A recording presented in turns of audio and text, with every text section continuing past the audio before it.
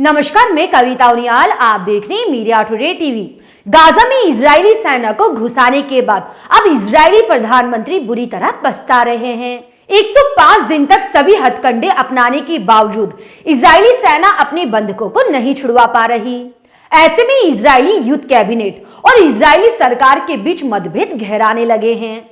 Israeli cabinet समेत अब पूरे इजराइल में प्रधानमंत्री नेतन्याहू से कुर्सी छोड़ने की मांगे अब तेज हो गई हैं।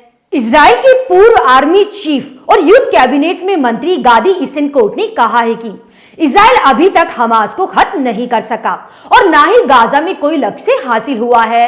इससे साफ जाहिर होता है कि बंधकों को रिहा करवाने के लिए हमास के साथ समझौते के अलावा कोई दूसरा विकल्प नहीं है। इसेनकोट ने कहा है कि सरकार को खुद से झूठ बोलना बंद कर देना चाहिए और एक ऐसा समझौता करना चाहिए जो गाजा में युद्ध के बजाय कैदियों को वापस ला सके। इजरायली अखबार हारेट्स ने एक सुरक्षा सूत्र के हवाले से लिखा कि गाजा में युद्ध का कोई अंत नहीं है। नेतन्याहू अपनी जिम्मेदारी से बचने के लिए इस युद्ध को लंबा खींच रहे हैं। वहीं विपक्षी नेता येर लिपिड ने कहा कि नेतन्याहू को इजराइल की कोई परवाह नहीं है, उन्हें सिर्फ अपनी राजनीतिक हितों की परवाह है, उन्हें जल्द से जल्द हटा देना चाहिए। इतना ही नहीं, इजराइल के रक्षा मंत्री बेनी गेंज भी सरकार के विरोध में उतर आए हैं और उन्होंने बंधकों को ना छुड़वाने के लिए सरकार को जमकर घेरा। इजरायली युद्ध कैबिनेट और इजराइल सरकार के बीच ये तनाव इजराइल में हो रहे प्रदर्शनों से मेल खाता है, जिसमें मांग की जा रही है कि इजरायली सरकार बंधकों को रिहा करवाने के लिए हमास के साथ समझौता कर ले।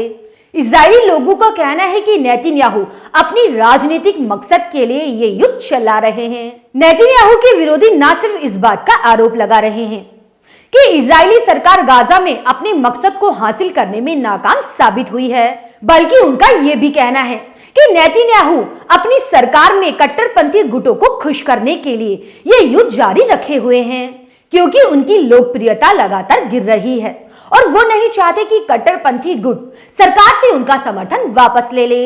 इसके अलावा बंधकों के परिवार वालों ने नेतन्याहू के घर के सामने धरना देना शुरू कर दिया है।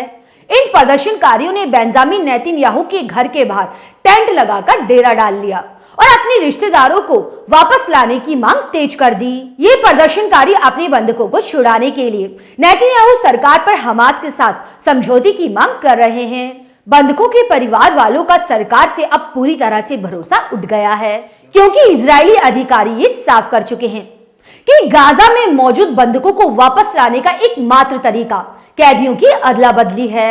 आपको बता दें, गाजा में अभी इजराइल के 136 कैदी मौजूद हैं। इन बंधकों के परिवार वालों का कहना है कि अगर हम 136 ताबूतों के साथ इस युद्ध को समाप्त करते हैं तो इजराइल पहली बार हार जाएगा।